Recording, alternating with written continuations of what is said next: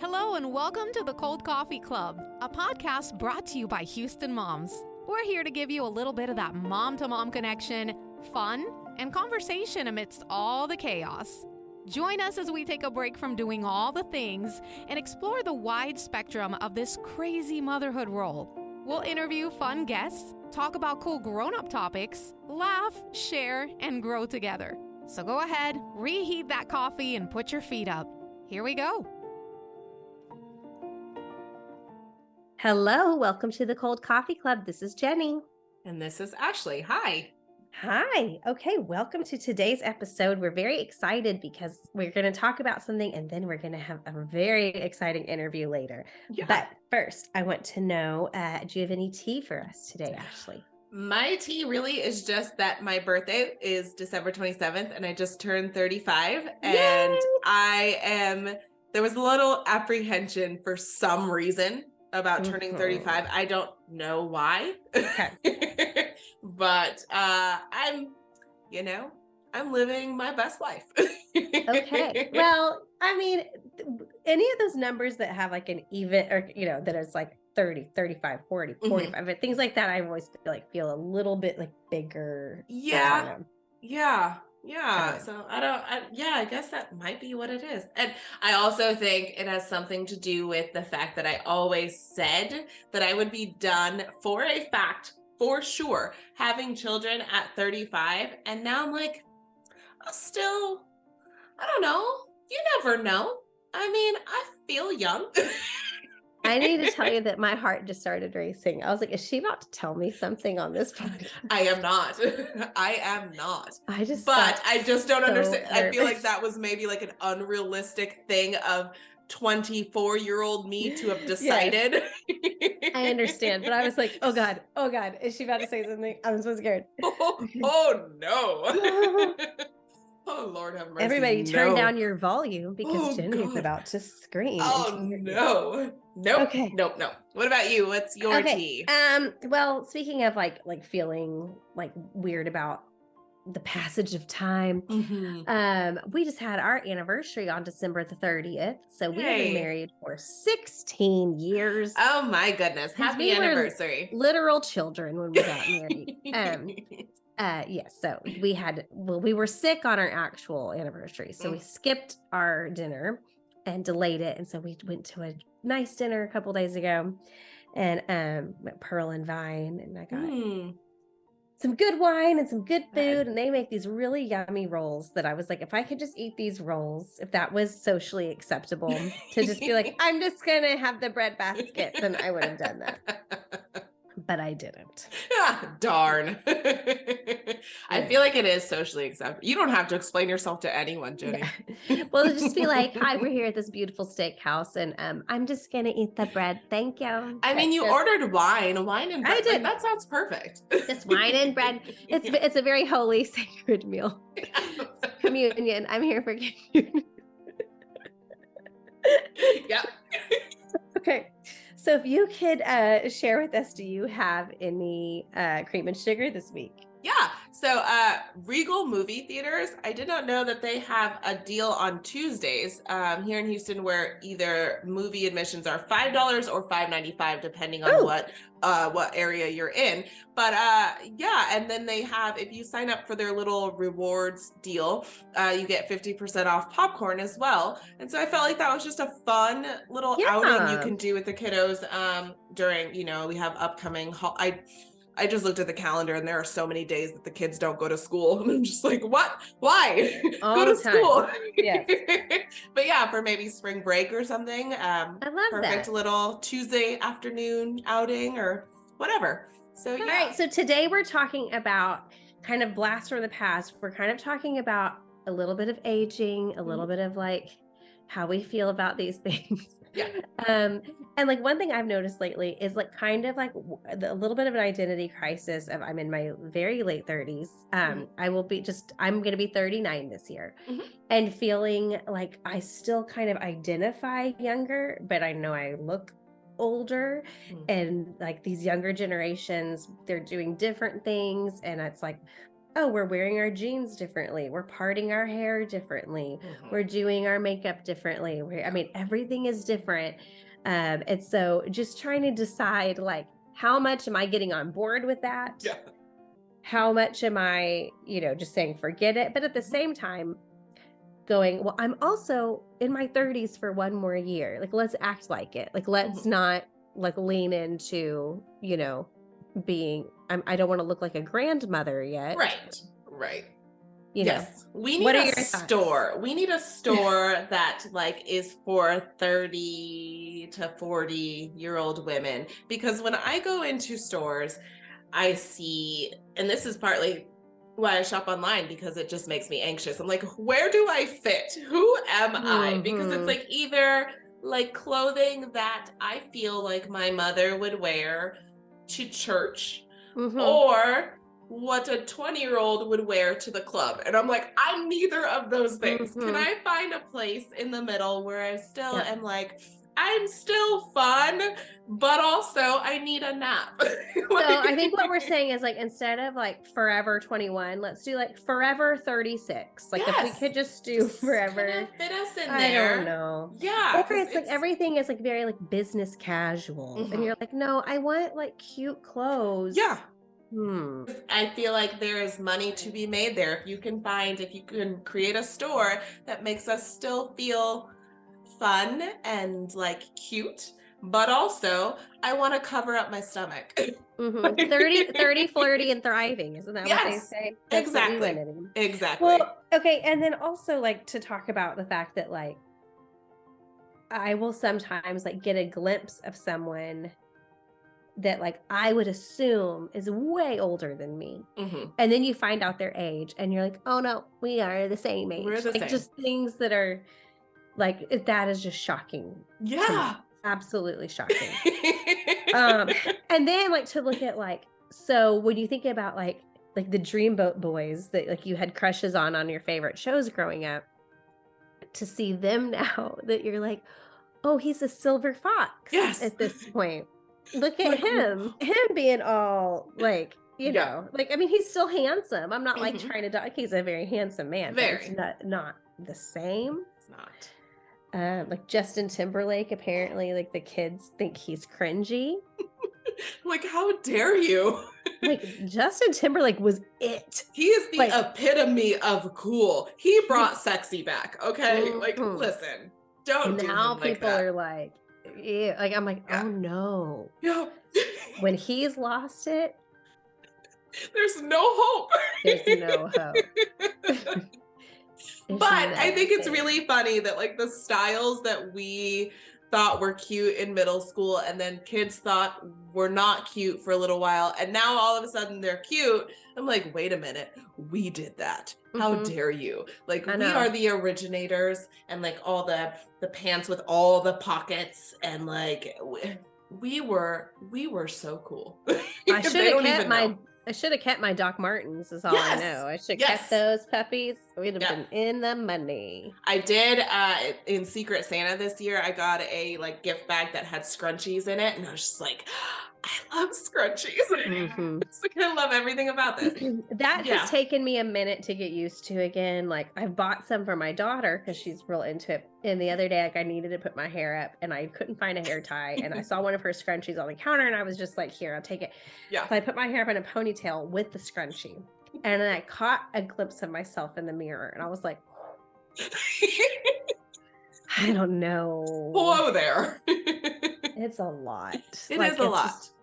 It is a lot. We're getting used to it. It is. I mean, because I used to do like the scrunchie and like the high middle, like I did a half up with the big scrunchie, like right, like a whale spout.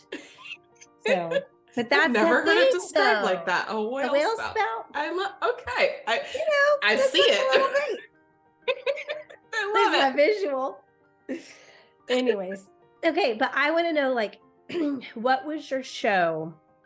Like, what did you watch? Who was your couple, your dream guy? Like, what did you watch growing up? Okay, so I watched a whole lot of the Disney Channel. Like, I was obsessed with the Disney Channel. And then I also loved One Tree Hill which it Mhm. was so bad. It like I tried to rewatch it. And I None was of like, these shows were good. not at Not all. one of them. Oh my gosh. But the Disney Channel had great everything, great shows. And then I like looked forward to the original movies every month. I'm like, there's a new movie coming out. I gotta get home, guys. Yeah.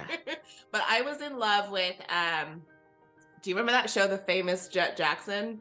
Famous Jet Jackson. So I was in love with Lee Thompson Young, and he passed away several years ago, but I was like, I was so in love with him. I was like, if I ever met him, I would propose to him.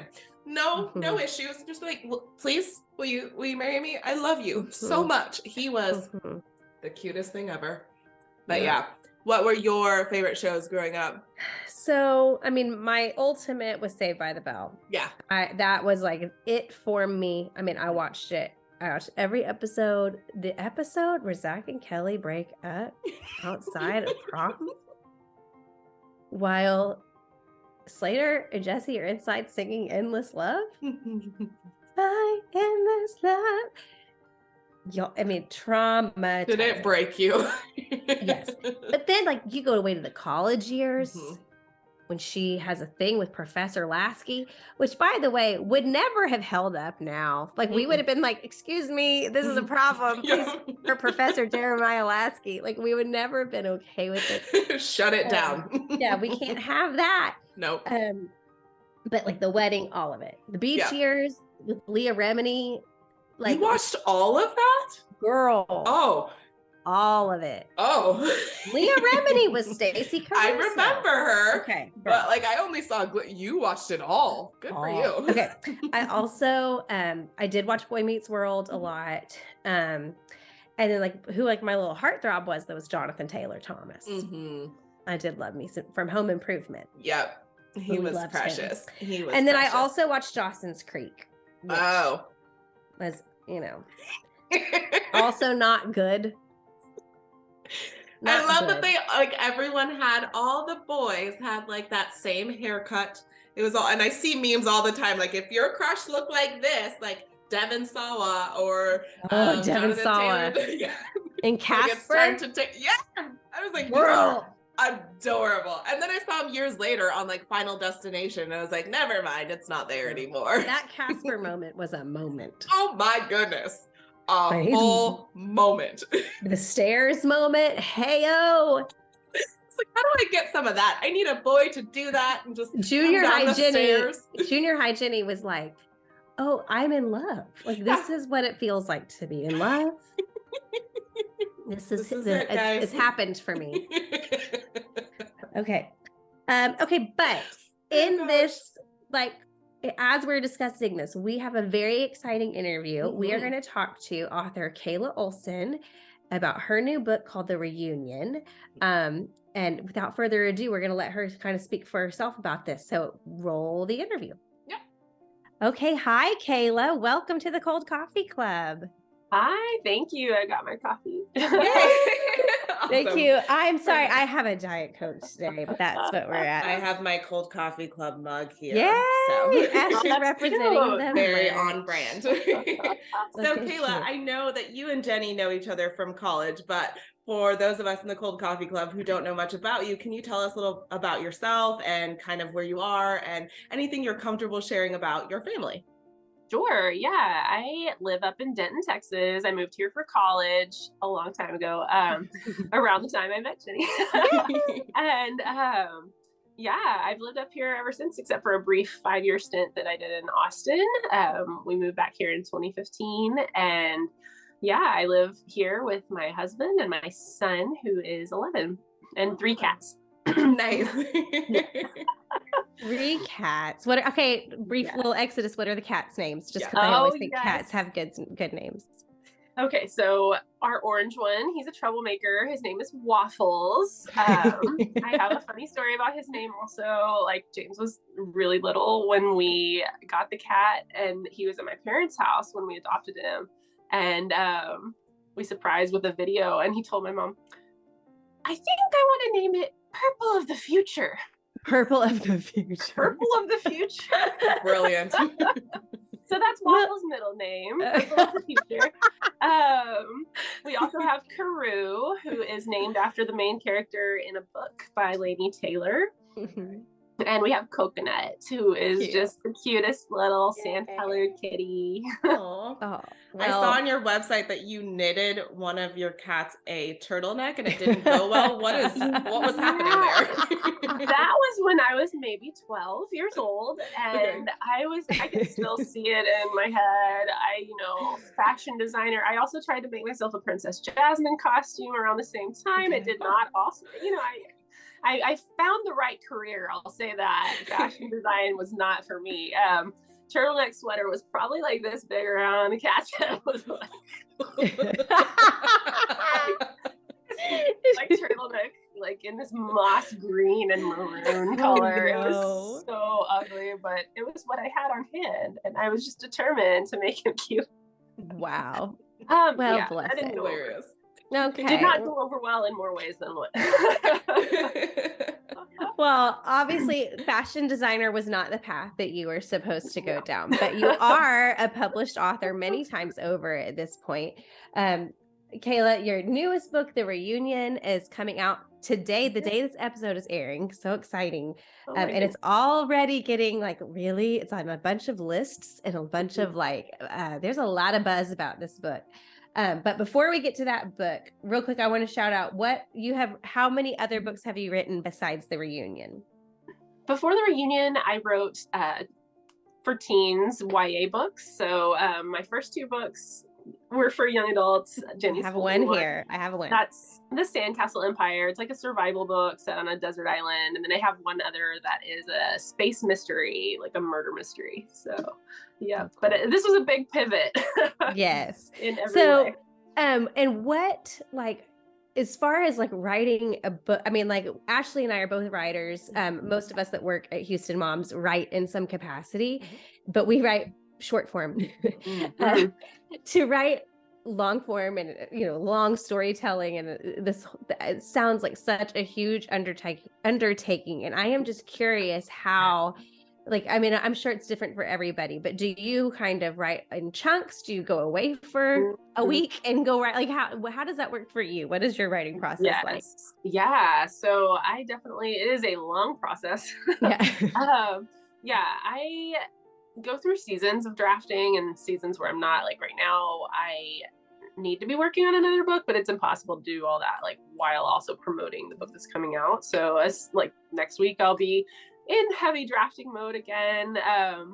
I'll usually sit down with a timer and maybe a friend who a long distance friend who I text my goals, and we'll just be okay, we're going to try to write 500 words. We're going to try to write 1,000 words today. And then just set a timer and put my headphones on and try to focus without looking at my phone. And it is, for somebody who really likes to knock out tasks entirely, all at once, it's kind of like cleaning your house, it's when you go to clean your closet and you're this is not a 2-hour long project. For somebody like me, I like to knock all that stuff out, but some things you just can't. And it's just a daily returning to the process, I guess, of just being committed to sit down and just chip away at it a little bit at a time until before you know it, 500 words turns into 1,000, and 1,000 words turns into 10,000, and then repeat and repeat and repeat. You kind of have to have an idea of the structure of the book too, just kind of loose. I'm not a big detailed outliner, but I do like to kind of have a roadmap of where I'm going. So where I want to be at 25%, where I want to be at the halfway point. Oh, that's smart. And then at 75%, just kind of have all my elements mixed in for what might make a good ending to pursue. And so that helps me keep on track and keep my place in the story while writing so many words. Some days they really flow, and some days it's like pulling teeth, especially when you're coming directly to a first draft after working on a finished one, copy edits, tiny tweaks.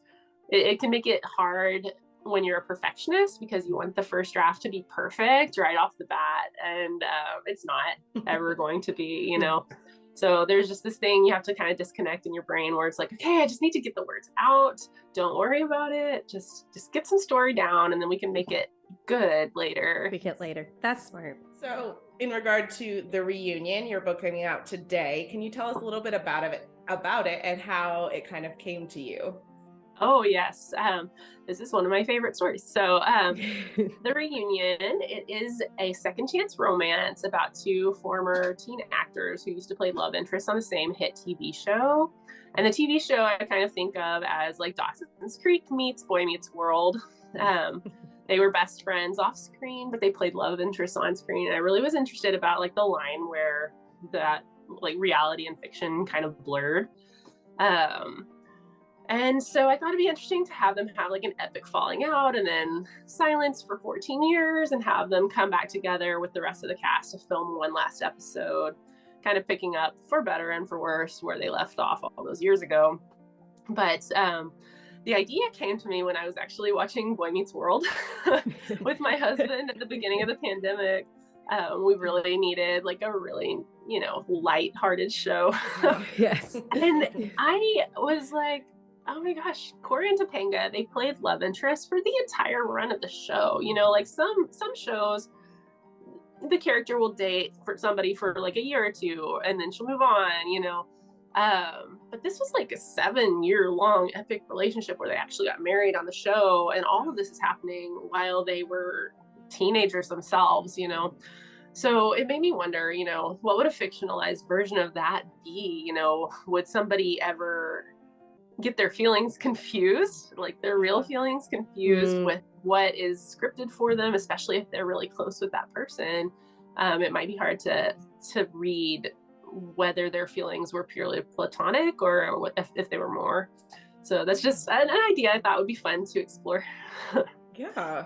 Oh, that's awesome. And I will say, I have read the book, and reading it was very fun to explore. Because there were times that I was like, what? Maybe it is just the character, like maybe because it's especially if someone who is an actor or actress, you do like work on like immersing yourself in the role. And if she played that role for that many years of her life, there's probably a lot of her that's very hard to detach to go, well, who am I versus who is she? Because we seem to kind of have gelled into one person, And like not even only with the relationship aspect, what people expect her to be too, because her character on the show is one of these just like people who's really excels at everything, and she's just good and she's sweet and she's perfect. And when you're that famous and people love you, like they probably conflate your personhood with that character and have those expectations on you. And so there's that whole element of like, I want to be who I am, but like, who is that? And right. Apart too from like who people want me to be. Really fun to explore that. It was fun. It's such a fun book to write. So we talked about, obviously you watched Boy Meets World and you're talking about Dawson's Creek, and I watched both of those shows. My show was Saved by the Bell. We talked about this earlier in the episode, but I was like a Zach and Kelly, like that was me. But like, what were your teen shows that you like, what were you into? Well, we didn't have like MTV or anything or WB when I was in high school. So I caught up with a lot of these shows after college. I caught the first episode of Dawson's Creek on my TV when I got home from work one summer. I like recorded 2 episodes back to back. And then every day after that, I was living with 3 roommates at the time, and they'd come home and find me like watching my Dawson's Creek. Probably a lot of Seinfeld. I watched a lot of what my parents watched. Seinfeld, and I definitely loved Saved by the Bell, Home Improvement, Full House. Oh, see, those Home Improvement boys were cute. They were yes, precious. they were. My wall was covered with JTT when I was like 11. Yeah. That's yeah. great. Oh, I do remember writing like speculative Full House fan fiction of like, what would it be like in 20 years when they're all adults? And now we know. Now we know. In my young brain, it hadn't occurred to me that, oh yeah, one day we'll be there. We'll see that. Yeah. So one thing I wanted to ask, and I love like this book is so relevant because first of all, like it's very clear, like so many shows right now are coming back for these big reunions.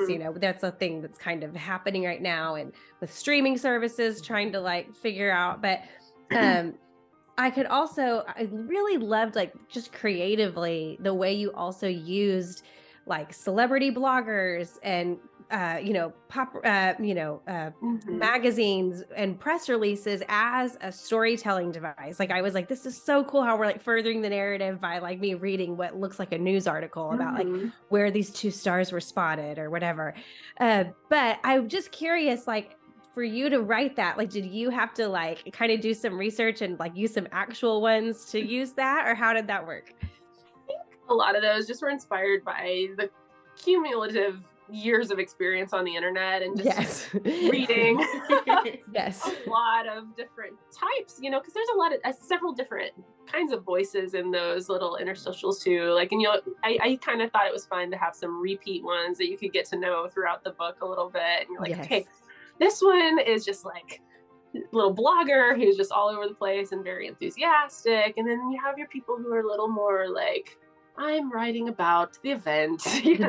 More like journalistic about it, where some of them are more like chatty gossip and the other ones are like, it's a very, So kind of a mix of like Hollywood Reporter and Deadline and Entertainment Weekly and then like TMZ and E! News, like all these things mixed together and just kind of just try to create fictionalized special versions of those with their own kind of presence and voice in the book. So. Or even there was that part where, and I'm going to get it wrong because I know you're not using actual actual names of social media networks. You're made up your own, but there was one where it was clear that like they were doing like a live stream or something, and you could see like the chat, like what people were saying about it in the chat, and I was like, "This is so fun!" Like just awesome. Like I'll be like, "Oh my God!"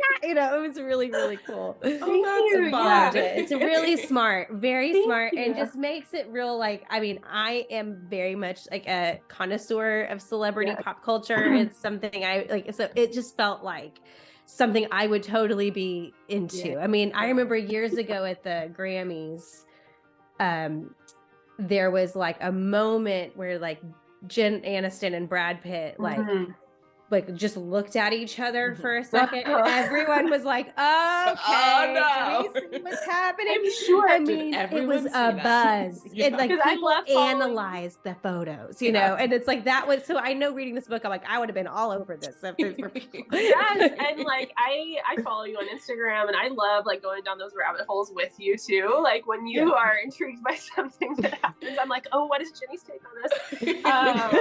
And go to Jenny for the hot takes.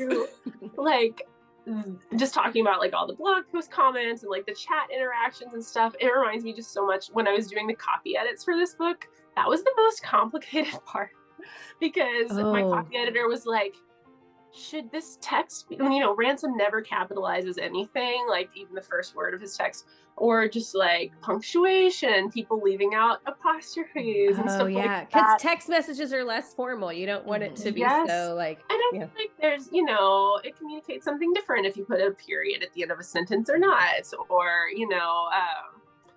if you shout in all caps, or like there's just different voices that you can communicate with punctuation and capitalization, and it was really fun writing those things, but it was so tedious to like go through and make sure like no, really, I really did mean to have that lowercase. Well, because honestly, if a girl is texting a guy back and writes OKAY, it's very different than just K. Like if you just say K. Like then you're like, oh no. Right. Or like, oh goodness, like an emoticon smiley face is different than like an emoji smiley face. I feel like communicate different things. I don't know. That's interesting. So or if somebody just writes back with a thumbs up and that's it, and you're like, okay, next. It was fun to think about just like details like that in the voice of internet people. Oh, that's fascinating. It's very, it definitely feels very current to our time. You're like, this is exactly how this would be written. Great. So Kayla, you have a book signing event coming up. Can you tell us the details about that and who's going to be there with you? Yes, I'm so excited. I'm coming to Houston on Thursday of this week, since this is airing on my release day. So I'll be at Brazos Bookstore Thursday, January 19th, yes, at 7:00 with Katharine McGee, who is another author who is based in Houston. Yeah. And so I've done an event here at Brazos before, and it was so much fun. They have the cutest little bookstore, and it's just it'll be a really fun just conversation with Q&A to follow and book signing to follow. So yes, well, and we I'm gonna be there, so I'm gonna if you want to come say hi, and y'all please come, and we will put the link to that in the show notes, like a link to like the address if you want to see it. But yeah, we've got Kayla. This is the book if you're watching online, but Kayla's book, The Reunion.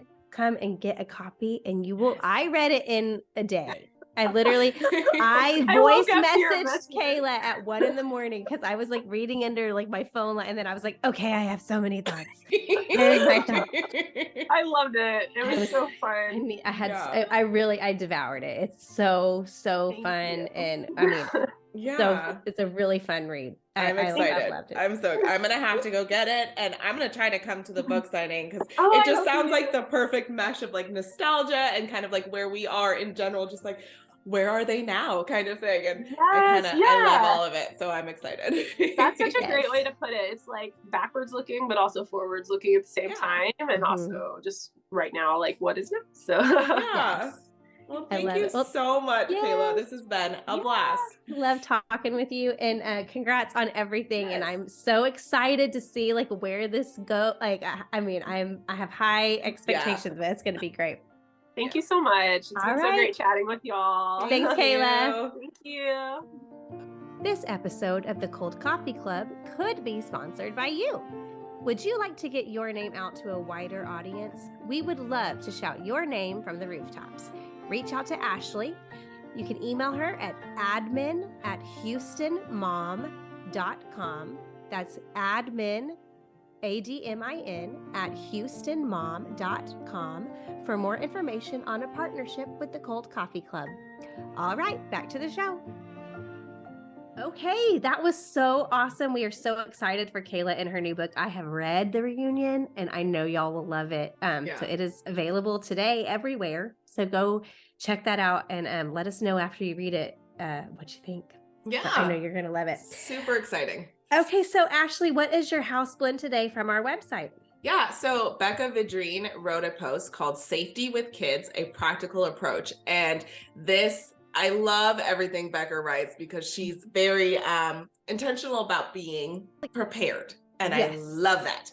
So she talks about doing an adventure bag for her son where she, packs up little things that he needs, like an ID card or a little first aid kit, some snacks, toys and stuff like that. And I love that she's also teaching him, you don't have to be afraid of the world, but you need to be aware and ready. Yes. And so I love that approach. And I think it's just such a great resource for moms, especially that are concerned about things or just want their children to be prepared. Also, like she has some great tips about conversation starters with him about safety. You don't want to scare your kids. You don't want to make them fearful, but just aware. So like who should you look for if you're, in a situation or things like that. And a lot of those conversation starters we overlook. And, this is just a great way to introduce your children to safety.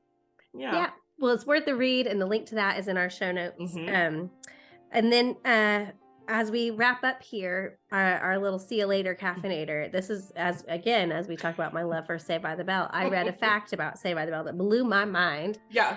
During the entire run of Saved by the Bell, we never once see the outside of the school. Nobody knows what Bayside looks like. No one knows. You don't know. So, I mean, I think there were scenes outdoors, but they never show like the building. Like it's more just like we are by this tree. Like it's just like, Yep. Anyway.